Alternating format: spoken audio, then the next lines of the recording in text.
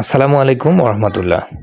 বন্ধুরা, আজকের ভিডিওতে আমরা আপনাদের দেখাতে চলেছি কিভাবে আপনি আপনার দুষ্টু ঘোড়ার জন্য একটি হাইড্রোলিক মানের লাগাম তৈরি করবেন খুব সহজেই এবং অল্প খরচে। বন্ধুরা, আমি হাইড্রোলিক লাগাম বলছি এ কারণেই, এই লাগামটা আপনার বাইকের হাইড্রোলিক ব্রেক যেমন ঠিক একইভাবে আপনার ঘোড়াকেও কন্ট্রোল করবে। লাগামটা খুবই উন্নত মানসম্মত হবে এবং যারা ঘোড়াকে ট্রেনিং করান তারা অবশ্যই এই মডেলের একটি লাগাম রাখবেন। আর যারা নতুন করে ঘোড়া কিনবেন ভাবছেন কিংবা ঘোড়া প্রেমী যারা আছেন তারা শুধুমাত্র আপনার ঘরে শোভাবর্ধনের জন্য এই লাগামটি তৈরি করে রাখতে পারেন। তো বন্ধুরা, খুব ইন্টারেস্টিং এবং গুরুত্বপূর্ণ একটি লাগাম তৈরির ভিডিও আপনাদের সাথে শেয়ার করতে চলেছি। পুরো ভিডিও জুড়ে আমাদের সাথেই থাকুন। তো বন্ধুরা, এই লাগামটি তৈরির জন্য আমাদের প্রয়োজন হবে এ ধরনের 4টে রিংয়ের। এই রিংগুলো আমরা রেডিমেড পেয়ে যাব বাজার থেকে। দরজায় যে রিংগুলো লাগানো হয় এগুলো সেই রিং। আমরা নিজেরা কিন্তু এই লাগামটা তৈরি করতে পারবো না।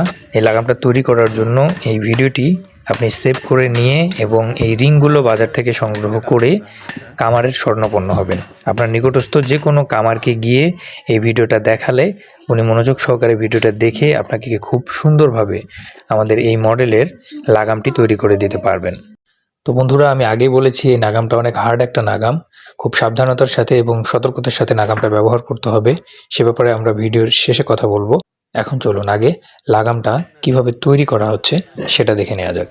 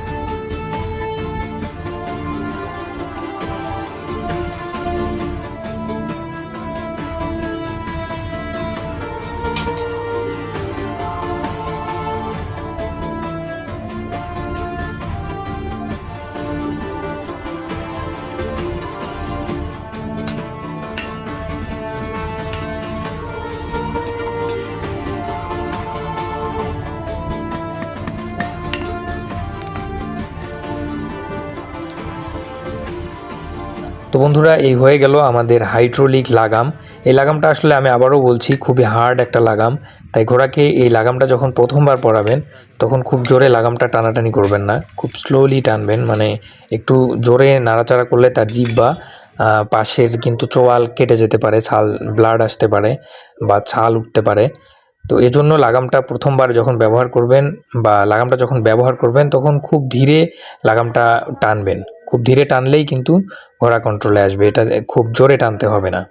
তো যাই হোক, সবাই ভালো থাকুন, সুস্থ থাকুন, আর এই ধরনের নিত্য নতুন ভিডিও পেতে আমাদের চ্যানেলটি সাবস্ক্রাইব করে সবসময় আমাদের সাথেই থাকুন। আল্লাহ হাফেজ।